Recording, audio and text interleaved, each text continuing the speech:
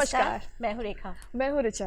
दर्शकों, बहुत बहुत स्वागत है आपका आपके अपने बेहद ख़ास कार्यक्रम बिहार बिहान की एक प्यारी सी खूबसूरत सी सुबह में।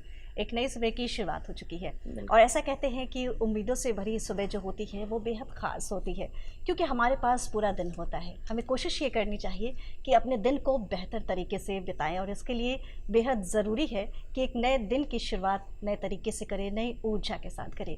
क्यों ऋचा? बिल्कुल सही कहा आपने। एक स्वस्थ मन में, कहते हैं एक स्वस्थ शरीर में एक सब कुछ का संचार होता है। आप अच्छा सोच सकते हैं, अच्छा बोल सकते हैं जब आप शारीरिक और मानसिक रूप से स्वस्थ रहेंगे। आज हम बहुत सारी चीज़ें जो है इसी पर विचार करेंगे, कैसे स्वस्थ रहा जाए, कैसे दिन की शुरुआत की जाए, किस तरह का खान पान किया जाए। हम बहुत सारी बातें करेंगे। हमारे पास जो गेस्ट आए हैं वो भी आपको बहुत ही अच्छी जानकारी देंगे। तो इन सब चीज़ों के बारे में जानेंगे। आप तसल्ली से हमारे साथ बैठ जाएँ। इससे पहले आप जैसा कि जानते हैं कि हम लोग कार्यक्रम का शुरुआत एक अच्छे विचार से करते हैं, क्योंकि अगर आपके दिमाग में एक अच्छा विचार आता है तो आपका पूरा दिन बहुत अच्छा जाता है। क्योंकि ज़रूरी है, जो लोग कह के गए हैं वो कुछ अच्छा कह के गए हैं, क्योंकि वो आपके लिए बहुत ज़रूरी है। तो आइए जानते हैं आज का विचार क्या है।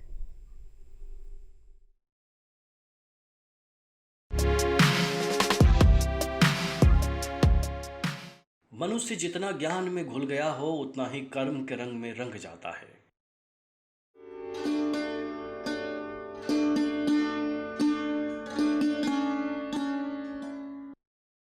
आज जो हमारे गेस्ट हैं, आज हम इन्हीं पे चर्चा करेंगे, इस स्वास्थ्य पे चर्चा करेंगे। तो प्लीज़ कहीं मत जाइएगा और हम आपकी मुलाकात करवा रहे हैं civil surgeon Patna doctor Shravan Kumar. बहुत बहुत स्वागत है सर आपका हमारे इस कार्यक्रम बिहार बिहान में। और साथ ही अपने दर्शकों को बताएं कि डॉक्टर श्रवण कुमार के साथ एक और विशेष मेहमान हमारे साथ इस कार्यक्रम में उपस्थित हैं। आप हैं डॉक्टर राहुल चंद्रा जी। आप हैं संक्रमण रोग विशेषज्ञ ICMR वैज्ञानिक, साथ ही आप एसोसिएट प्रोफेसर हैं और WHO में एक्स कंसल्टेंट के रूप में आपने अपनी भूमिका अदा की है। बहुत सारी ऐसी चर्चाएं हैं जो हम करेंगे, क्योंकि आज स्वास्थ्य दिवस है, वो भी विश्व स्तर पर हम इसे मनाने की कोशिश करते हैं। आज के दिन जितनी जागरूकता हो उतनी जागरूकता फैलाने की कोशिश करते हैं। बिल्कुल। लेकिन सबसे पहले डॉक्टर श्रवण कुमार, आपके विषय में जानना चाहूँगी सर। आपने बचपन कहाँ से बीता, शुरुआती शिक्षा दीक्षा कब कैसे कहाँ से हुई? डॉक्टर श्रवण कुमार, प्रारंभिक शिक्षा हमारी ISC तक, जिसको आज कल डेट में जो है 12 कहा जाता है, 12 क्लासेस तक हमारा सारी मतलब पढ़ाई जो है वो बिहार शरीफ, नालंदा जिला के बिहार शरीफ में हुआ है। और +2 करने के बाद, ISC करने के बाद मैं मेडिकल कॉलेज में एडमिशन लिया। श्री कृष्ण मेडिकल कॉलेज में 77 बैच में मैं एडमिशन लिया हूँ। और 83 में पास आउट करने के बाद ट्रेनिंग में रहा, इंटर्नशिप वगैरह किया, हाउसमैनशिप किया। उसके बाद 2 साल के लिए मैं NF रेलवे गुवाहाटी में पोस्टेड था, रेलवे में डॉक्टर था। और 86 टू 88 मैं वहाँ रहा। 88 के बाद मैं बिहार सरकार में हूँ, अलग अलग जगह में रहा। पटना ज़िला के बाढ़ में रहा, अठमनगोला में रहा, सासाराम में रहा, कैमूर में रहा, और कैमूर के बाद ये जहानाबाद में रहा, बेगूसराय में रहा। और उसके बाद जो है कुछ दिन पहले मैं एडिशनल चीफ मेडिकल अफसर था गया में, और इसी मार्च महीना में मैं सिविल सर्जन पटना बन के आया हूँ। एज ए मेडिकल ऑफिसर मैं मरीजों का सेवा करता था, मरीजों का इलाज करता था, आउटडोर पेशेंट, इंडोर पेशेंट का ख्याल रखता था, इमरजेंसी डील करता था। जब बढ़ा प्रोग्राम अफसर बने तो ऐसे एडिशनल चीफ मेडिकल ऑफिसर मैं पूरे प्रोग्राम का, जो गवर्नमेंट का नेशनल प्रोग्राम है, उसका मैं नोडल अफसर था। फैमिली प्लानिंग से लेकर टीकाकरण से लेकर के लेप्रोसी, ट्यूबरक्लोसिस, सारी प्रोग्राम का, मलेरिया, फलेरिया, सारे प्रोग्राम का मैं नोडल अफसर था। और अभी मैं 4 मार्च को ज्वाइन किया हूँ, पटना का सिविल सर्जन हूँ। सिविल सर्जन होने के नाते वो हमारा काम यहाँ एडमिनिस्ट्रेटिव जॉब है, सारा सिस्टम को इम्प्लीमेंट करना, सारे केंद्र सरकार और बिहार सरकार का जितने भी स्वास्थ्य संबंधी जो समस्याएं हैं उसको पूरा करना, और इफ़िशिएंटली इन टाइम पर, है ना, समय पर उस चीज़ के पूरा करना, ये दायित्व बनती है एज ए सिविल सर्जन। बिल्कुल सही, बहुत ही जिम्मेदारी वाला काम भी है। सर, हम राहुल सर से भी जानना चाहेंगे कैसे आपने इस जर्नी की शुरुआत की, कैसा रहा आपका बचपन? मैं डॉक्टर राहुल चंद्र तिवारी, मैं एक्चुअली बौनागंज जलालपुर नाम के गांव से हूँ, सिवान जिले का है। अच्छा। पढ़ाई तो मेरी डॉन बॉस्को में पटना में हुई है। डॉन बॉस्को एकेडमी पटना से मैंने 10th-12th किया। इसके बाद मैं एमजीएम मेडिकल कॉलेज इंदौर से पास आउट हूँ। 2003 बैच था मेरा जॉइनिंग। उसके बाद मैंने एमडी किया कम्युनिटी मेडिसिन से, और उसके बाद मैंने वीसीआरसी में के साथ एक कोलैबोरेशन हुआ था वॉशिंगटन यूनिवर्सिटी का, जिसमें लिम्फेटिक फिलेरिसिस के ऊपर स्टडी हुई थी। ड्रग ट्रायल था। वो ड्रग ट्रायल हमने किया था, जो सर अभी एमडी है, एमडी जो अभी चल रहा है। तो वो ट्रायल ट्रिपल ड्रग का हम ही ने किया था। अच्छा, अरे वाह। और उसके बाद मैं WHO ज्वाइन कर लिया। WHO में मैं प्रोग्राम इम्प्लीमेंटेशन उसमें एज अ स्टेट ट्रेनर रहा। इसके अलावा नेशनल मॉनिटर के तौर पे रहा। नॉर्थ ईस्ट में मोस्टली देख रहा था उस समय। नॉर्थ ईस्ट के 3 स्टेट्स को मैं फुल्ली कवर किया। 2 और स्टेट्स थे जिसमें मैंने पार्शली काम किया था। वहाँ पे काम करने के बाद फिर मैं मुझे इंटरनेशनल एजेंसी से फिर ऑफर्स आ रहे थे, लेकिन मैं प्लान किया कि नहीं, अब मुझे अपने स्टेट में आके कुछ शुरुआत करना चाहिए। तो यहाँ आके मैंने स्टार्ट किया, और यहाँ एक कुछ और कलीग्स के साथ मिलके हमने एक decode NCDs health care and research करके एक ऑर्गेनाइजेशन फॉर्म किया है, जिसके तहत हम नॉन कम्युनिकेबल डिजीज़ेस पे काम कर रहे हैं, to prevent and control non communicable diseases. इसमें मेनली जो हमारे कार्डियोवैस्कुलर डिजीज़ेस हैं, आपके रेस्पिरेटरी डिजीज़ेस हैं, स्ट्रोक है, आप कैंसर है, इन सब पे हमारा मेन फोकस्ड वर्क रहेगा। तो इसमें prevention control of the NCDs and treatment and rehabilitation of the NCDs patient के ऊपर हमारा ओवरऑल फोकस। पर ओवरऑल हम लोग हॉलिस्टिकली एनसीडी को ट्रीट करने के लिए और यहाँ से हमको एनसीडी जितने जल्दी हमारा एलिमिनेशन के तरफ चला जाए, उसके लिए हम कोशिश कर रहे हैं। साथ साथ मैं एसोसिएट प्रोफेसर हूँ मेडिकल कॉलेज में, अभी नारायणा मेडिकल कॉलेज में। जी, यानी कि आपने अपने काम के जरिए उन छोटे छोटे तथ्यों को भी छूने की कोशिश की है जो आगे चल के बहुत बड़ी बीमारी बन जाती है। तो ये बहुत बड़ा प्रयास आपका है। यदि हम आज के दिन की बात करें तो आज वर्ल्ड हेल्थ डे हम मना रहे हैं, विश्व स्वास्थ्य दिवस हम मना रहे हैं। तो सबसे पहले डॉक्टर श्रवण कुमार, आपसे जानना चाहूँगी आज के दिन के बारे में कुछ बताएं, क्योंकि हर कोई ये जानना चाह रहे होंगे कि आखिर क्यों मनाया गया, क्यों इसकी शुरुआत हुई। ये एक बहुत बड़ा कारण होगा कि आज के दिन को मनाने की शुरुआत हुई, कब गठन हुआ, कब से मनाना शुरू किया गया और किन उद्देश्यों के साथ मनाना शुरू किया गया, इसके विषय में आप ज़रूर प्रकाश डालें। ये वर्ल्ड हेल्थ ऑर्गेनाइजेशन है जो 1948 में स्टार्ट किया गया, जिसमें बहुत सारी कंट्री वर्ल्ड के एक असेंबली हुआ और वो 7 अप्रैल को वो वर्ल्ड हेल्थ असेंबली जो है डिसाइड किया कि हर 7 अप्रैल को वर्ल्ड हेल्थ डे मनाया जाएगा। वर्ल्ड हेल्थ डे ये इम्प्लीमेंट करने की 1950 से स्टार्ट किया गया। इसका पर्पस था कि हमारी जो चिकित्सा सेवाएं हैं, हमारा जो हेल्थ सिस्टम है, वो समाज के सबसे अंतिम दरवाज़ा तक जाए, टू एवरीवन फॉर एवरीवेयर, सब जगह जाए और सब के लिए हो। और इसका मोटो रहा कि हेल्थ फॉर ऑल। तो ये अभी आज के डेट में हम जो है 75वां साल मना रहे हैं।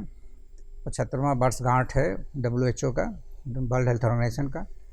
इसमें वर्ल्ड हेल्थ ऑर्गेनाइजेशन में बहुत सारे और भी डे मनाया जाता है, जैसे वर्ल्ड हेल्थ डे है, जैसे वर्ल्ड ट्यूबरक्लोसिस डे है, वर्ल्ड एड्स डे है, वर्ल्ड ब्लड डोनर डे है, और इस तरह की बहुत सारे जो है, वर्ल्ड मलेरिया डे है, ये सब मनाई जाती है।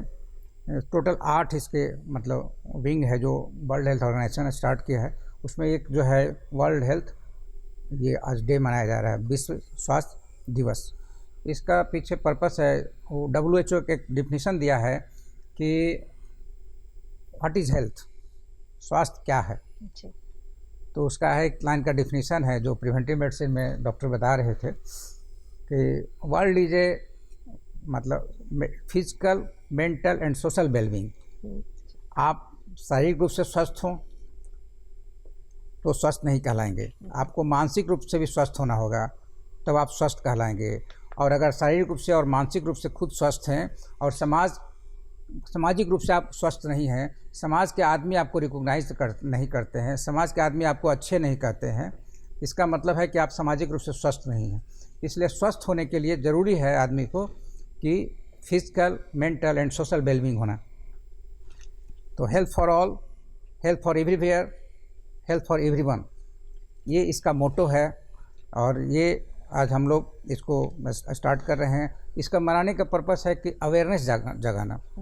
ये हमारा टाइम है कि इसी दिन हमको कोई चीज़ है, किसी आदमी का बर्थडे मनाया जाता है, वर्ल्ड हेल्थ डे का भी जो है हम लोग सेलिब्रेट कर रहे हैं कि इसमें है कि जागरूक करना और याद करना हम पीछे 7 दशक पहले कहाँ थे और आज कहाँ हैं, और आज कहाँ हैं और कल कहाँ होंगे।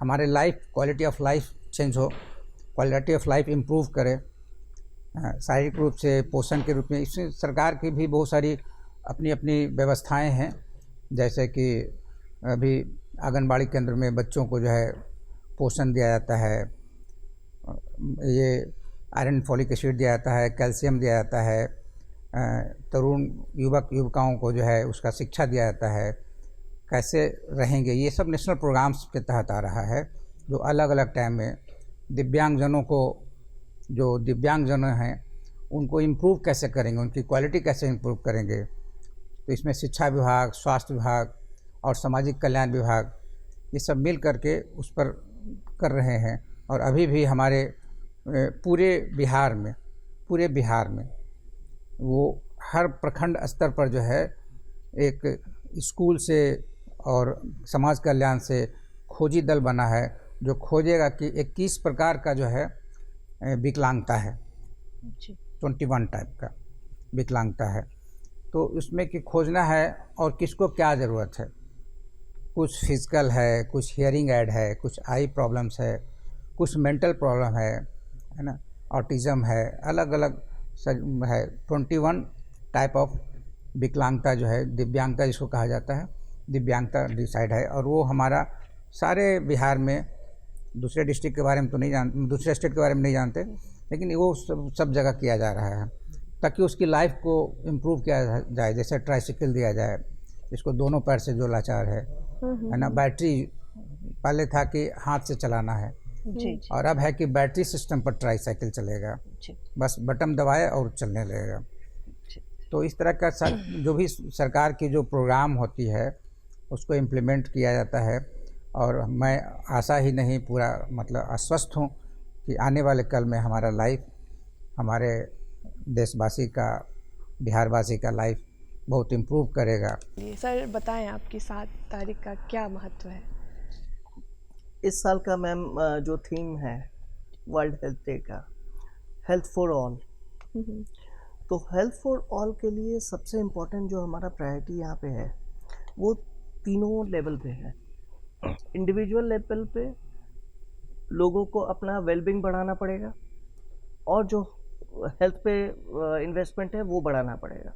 आपको अपना अवेयरनेस बढ़ाना पड़ेगा कि जो डिजीज़ेस हैं उसके रीजंस क्या हैं और सिम्टम्स क्या है। सेकंड, सोसाइटी लेवल पे सोसाइटी को भी ये देखना पड़ेगा, सोसाइटी को भी अवेयर होना पड़ेगा और अवेयर करना पड़ेगा, ठीक है। और third is government, at the level of government.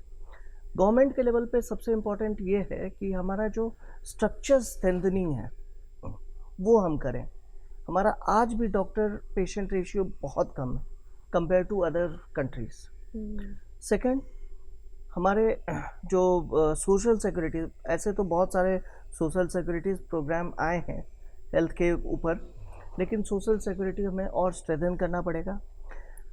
ये हमें गवर्नमेंट को इंश्योर करना पड़ेगा कि जितने जो पब्लिक है सबको इंडिविजुअल लेवल पे ट्रीटमेंट मिले और वो अवेयर हो। सर हैं हमारे साथ और मैं एग्री करूँगा कि गवर्नमेंट बहुत काम कर रही है। हमारा सबसे स्ट्रेंथनिंग पार्ट और सबसे कॉस्ट इफेक्टिव पार्ट जो है वो पीएचसी है। तो पीएचसी लेवल पे अगर हम लोग कंट्रोल कर लेते हैं और अवेयरनेस फैला देते हैं और पेशेंट हमारे पीएचसी पे इनिशियल फेजेस में अगर आने लगते हैं तो हमारा उसको फर्दर ट्रीटमेंट की ज़रूरत नहीं पड़ेगी। वहाँ पे अगर ट्रीटमेंट हो गया, अगर वो क्रॉनिक कंडीशन में चला गया या फिर एनहांसमेंट ऑफ द डिजीज़ हो गया, प्रोग्रेसिव हो गया डिजीज़, तो फिर उसको कंट्रोल करना मुश्किल हो जाता है। फिर हम लोग को जो बात का रिहेबिलिटेशन फेज़ है उसमें जाना पड़ेगा। जैसे हम लोग कैंसर की बात करते हैं कैंसर में अगर इनिशियल सिम्टम्स हमें पता चल जाए तो इनिशियल सिम्टम्स का अवेयरनेस अगर हम लोग फैला देते हैं समाज में और वो उसे पता चल जाता है कि हाँ हमारा ये सिम्टम है और हमें जाकर ट्रीटमेंट ले लेना है, जी। तो इनिशियली अगर वो ट्रीटमेंट के लिए चला जाता है तो वो क्योरेबल है। लेकिन अगर वही स्टेजेस 3rd स्टेज 4 पे अगर जाता है तो फिर आज के डेट में इतने एडवांसमेंट आर्टिफिशियल इंटेलिजेंस और इक्विपमेंट्स होने के बावजूद हम डेथ कंट्रोल नहीं कर पा रहे हैं। ये इसलिए है कि अगर आप लास्ट स्टेज में जाइएगा तो मुश्किल है। बिल्कुल सर, आपने सही कहा और, कि और अगर बचते भी हैं तो रिहेबिलिटेटिव स्टेज में आप रहेंगे। आपका डिसेबिलिटी हो जाएगा जहाँ आपको केवल रिहेबिलिटेशन में आपको रखना पड़ेगा। लोगों को इसके लिए लक्षण- बहुत ज़रूरी है कि खुद में अवेयर रहा जाए। यदि आप अपनी दिनचर्या में सुधार करके अपने दैनिक रूटीन को यदि आप ठीक रखते हैं तो बहुत सारी बीमारियों से बचा जा सकता है। डॉक्टर शवन सर, यदि आपसे हम बात करना चाहें, क्योंकि आपने बताया कि कई ऐसी योजनाएं हैं जो चलाई जा रही हैं सरकार की तरफ से, तो चाहूँगी कुछ एक योजनाओं के विषय में बताएं ताकि जो दर्शक हमें देख रहे हैं वो जान पाएँ और इन तमाम सरकारी योजनाओं का वो फ़ायदा उठा पाएँ जिससे उनकी सेहत को फ़ायदा हो। प्राथमिक उपचार तो है जो डॉक्टर साहब ने बताया कि प्राथमिक स्वास्थ्य केंद्र है, तो सबसे पहले प्राथमिक स्वास्थ्य केंद्र है।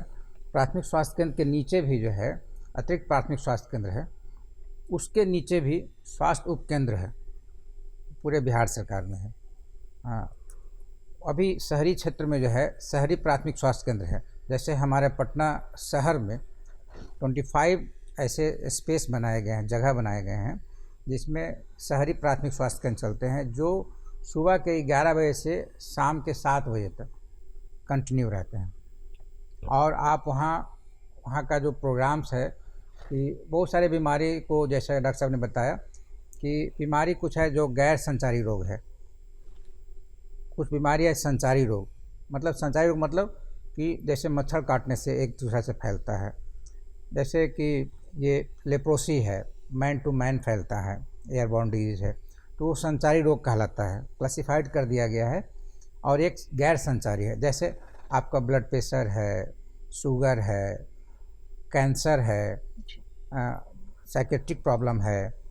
तो सरकार भी जो है जैसे कैंसर के लिए अभी हमने 22, 23, 24 तारीख को बिहार दिवस मनाया, उसमें गांधी मैदान में पटना में मनाया गया, सब सारे जिला में मनाया गया। यहाँ पर 3 दिन था, सारी जगह 1 दिन था।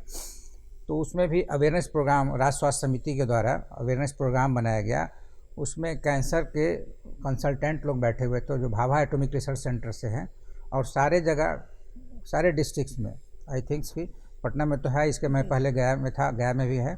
वहाँ से जो कैंसर वैज्ञानिक तो नहीं कहेंगे लेकिन कैंसर विज्ञानी हैं, वो सब हैं जो कि कैंसर देखते हैं। और यहाँ पर काफ़ी अच्छे मात्रा में लोग आए ब्रेस्ट कैंसर के बारे में और अवेयरनेस के लिए सर्वाइकल कैंसर के बारे में।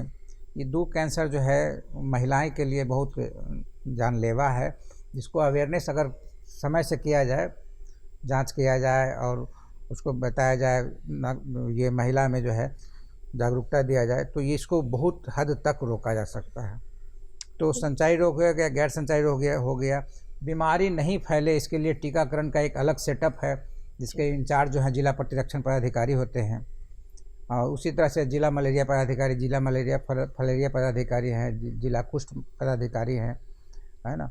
तो और एनसीडी के अलग से एनसीडीओ होते हैं, गैर संचारी रोग पदाधिकारी, संचारी रोग पदाधिकारी हैं। तो सरकार की बहुत सारी मतलब किस किस कॉर्नर्स को टच करना है सरकार ये बखूबी जान रही है और उसको हम लोग बखूबी मतलब इम्प्लीमेंट कर रहे हैं। रह गया बात कि डॉक्टर साहब बोले कि मैन पावर का थोड़ा दिक्कत है, लेकिन हम देख रहे हैं कि सरकार मैन पावर भी बहुत अच्छे ढंग से बढ़ाई। अभी गुरु गोविंद सिंह मेडिकल कॉलेज में सदर अस्पताल है गुरु गोविंद सिंह पटना सिटी में, वो पटना ज़िला का ज़िला अस्पताल है जिसको सदर अस्पताल कहते हैं।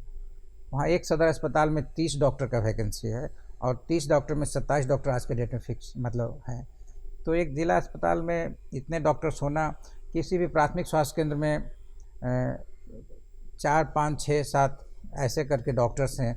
स्पेशलिस्ट डॉक्टर्स आ रहे हैं, विशेषज्ञ चिकित्सा पदाधिकारी का बहाली हुआ जिसमें मेडिसिन है, सर्जरी है, शिशु रोग विशेषज्ञ है, ऑर्थोपेडिक सर्जन है, गायनेकोलॉजिस्ट है, स्त्री एवं प्रसूति रोग विशेषज्ञ हैं।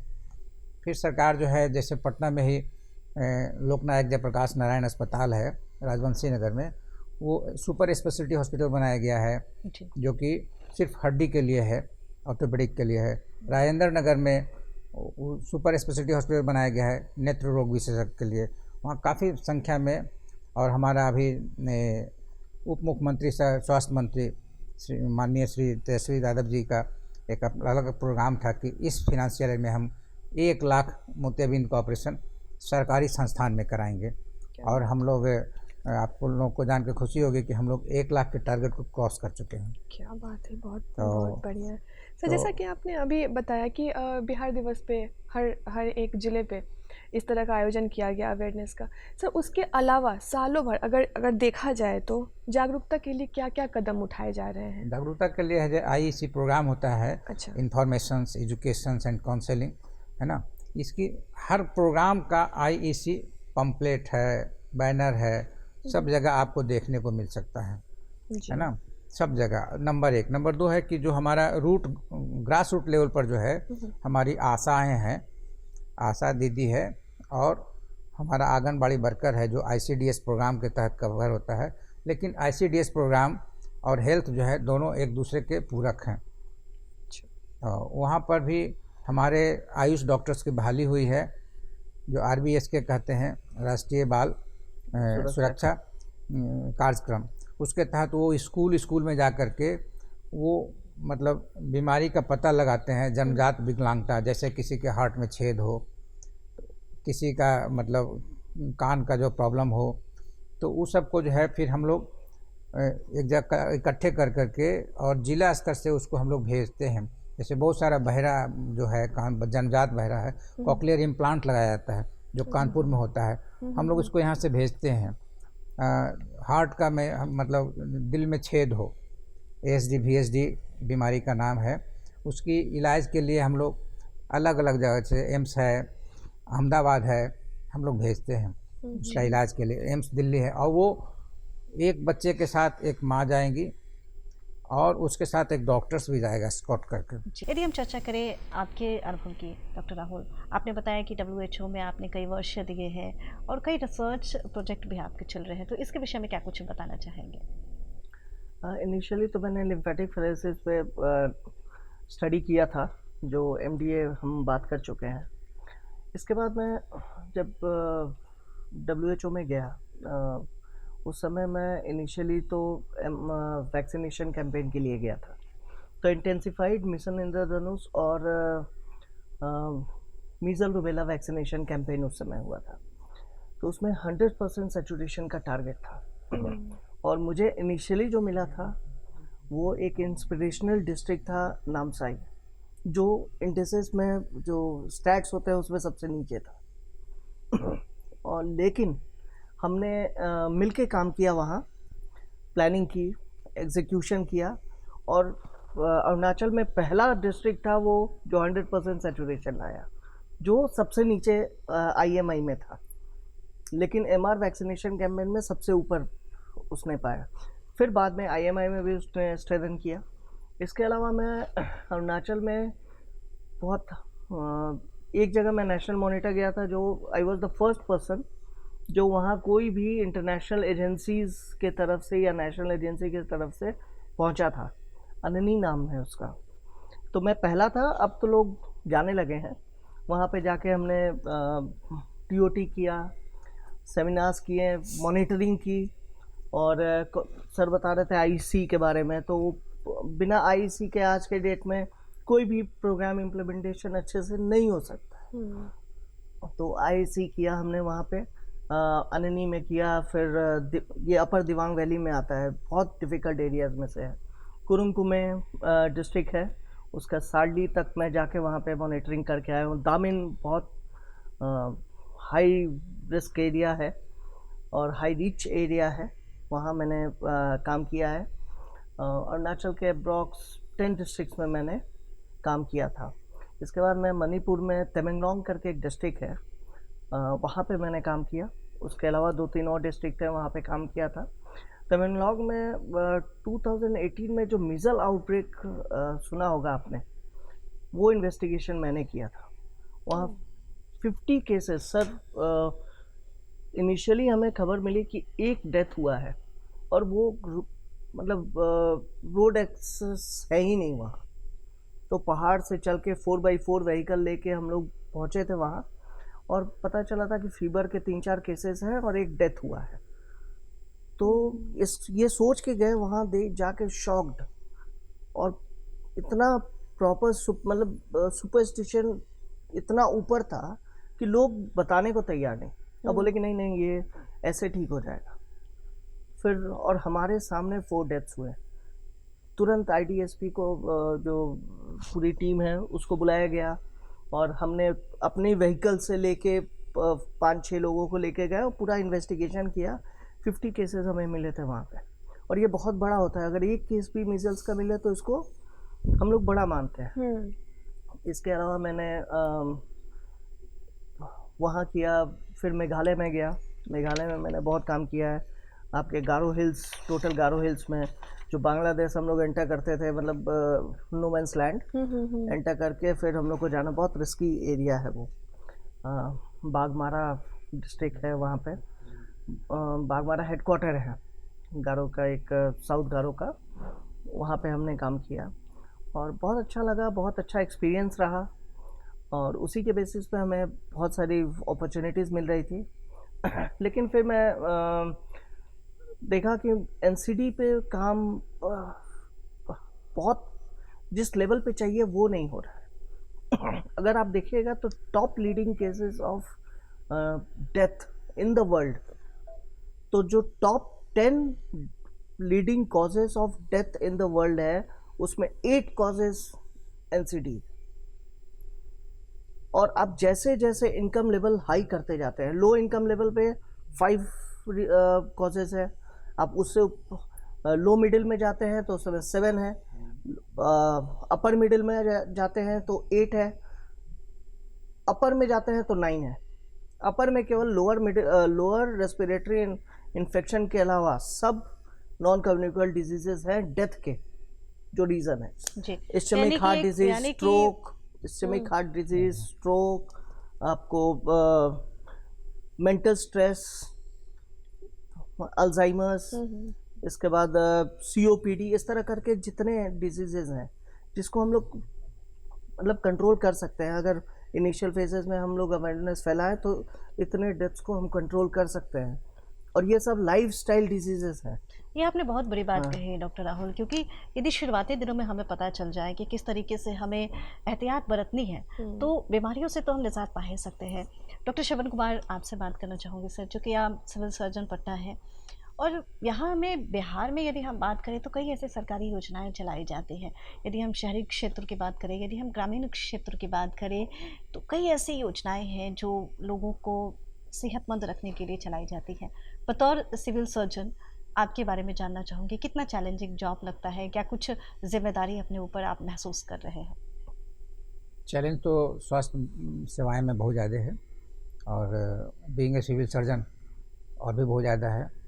और हमने 1 महीना मेरा सिविल सर्जन पटना का हुआ है कार्यभार संभाले हुए। सारे ज़िला में सिविल सर्जन एक ज़िला का होते हैं। पटना का सिविल सर्जन जो है ना, वो पटना का ज़िला का सिविल सर्जन नहीं है, वो राजधानी का सिविल सर्जन हो जाते हैं। जी। यहाँ बहुत सारे हाई प्रोटोकॉल्स वगैरह है, और स्वास्थ्य सेवाएं भी आपको हमेशा रहना पड़ता है। लेकिन चैलेंजिंग है बट इंटरेस्टिंग भी है, और मेंटल सेटिस्फैक्शन भी होता है कि हम इतने काम कर रहे हैं। सारा जितना भी सुदूर देहात में जो दिखाया जा रहा है मरीज़, उसके नीचे जो है सारे बिहार में नीचे में लिखा हुआ है, विशेष जानकारी के लिए आज शिकायत करने के लिए सिविल सर्जन के इस नंबर को फ़ोन करें। जी। तो हमको लोग पूछते हैं कि आज डॉक्टर साहब बैठे हुए हैं विक्रम थाना में, विक्रम अस्पताल में, सर आज प्लास्टर कटवाना है, आज बैठे हुए हैं। अब वो सारे चीज़ हमको देना है, जवाब देना है कि हाँ बैठे हुए कहीं हैं। ना कहीं आप एक जनता की उम्मीद भी है कि इस नंबर पे फ़ोन करने के बाद हाँ, शायद हाँ, हमें सही जानकारी हाँ, मिल यदि कोई जाए। नंबर आप बताना चाहें हमारे दर्शकों को इस कार्यक्रम के माध्यम से। हाँ, तो हमारा पटना सिविल सर्जन का नंबर है 9470036000। I repeat 94-7000-3600। जी, 94-7000-3600। इस नंबर पे सेहत से संबंधित किसी भी तरह की समस्या हो तो आप तुरंत संपर्क कर सकते हैं। और ये भी पता चल जाएगा, क्योंकि जब बाहर से लोग आते हैं और अचानक से पता चले कि लोग नहीं हैं, तो इस नंबर पे संपर्क करके आपसे जी बात जी, करके उनको सही दिशा निर्देश दिया जाएगा। जी जी और चैलेंज बहुत है, लेकिन फिर भी सरकार बहुत कुछ किया है, अभी और भी बहुत कुछ आगे करना है। जैसे धीरे धीरे कोई भी बीमारी बढ़ते चला जाता है, जिससे ये होता है गैर संचारी रोग जो है वो नया इम्प्लीमेंटेशन है सरकार का, जिस पर सरकार का फोकस जो है ऊपर से दिया गया कि हाँ ये इसको टच करना ज़रूरी है ना।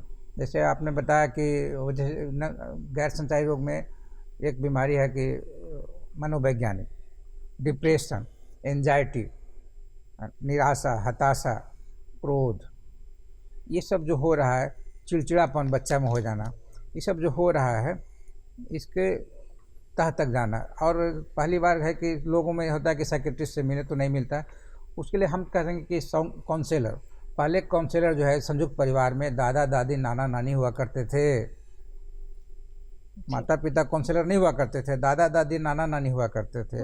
आज वो कंसेप्ट एकल परिवार में ख़त्म हो गया है। अब उसका अलग आ गया कि साइकोलॉजिस्ट, क्लिनिकल साइकोलॉजिस्ट आएंगे जो काउंसलिंग करेंगे। जी, तो आपने बहुत सही कहा। यानी कि यदि हमें स्वस्थ रहना है तो ना केवल हमें मानसिक स्तर पर, शारीरिक स्तर पर, बल्कि सामाजिक स्तर पर भी स्वस्थ रहने की ज़रूरत है। कोशिश ये कीजिए कि ख़ुद को स्वस्थ रखिए, अपने परिवार को स्वस्थ रखिए, तभी आज के दिन का जो मकसद है हेल्थ फॉर ऑल वो सफल हो पाएगा। बहरहाल बहुत बहुत शुक्रिया आप दोनों का, डॉक्टर श्रवण कुमार और डॉक्टर राहुल चंद्रा, धन्यवाद। इस कार्यक्रम में शामिल हुए धन्यवाद। और सेहत से संबंधित इतनी महत्वपूर्ण चर्चाएँ आपने की। Thank you so much. धन्यवाद। तो दोस्तों, आप देख रहे थे कि विशेष बातचीत जो हम कर रहे थे विश्व स्वास्थ्य दिवस पे। कैसी लगी आपको हमारी आज की ये बातचीत? इस कार्यक्रम के विषय में आप अपनी राय देना चाहते हैं, अपनी प्रतिक्रिया भेजना चाहते हैं तो ज़रूर लिख भेजिए, नोट कीजिए। हमारा पता है कार्यक्रम बिहार, निदेशक DD बिहार, दूरदर्शन केंद्र, फ्रेजर रोड, पटना 800001। हमारा ईमेल एड्रेस है director ddkpatna@gmail.com।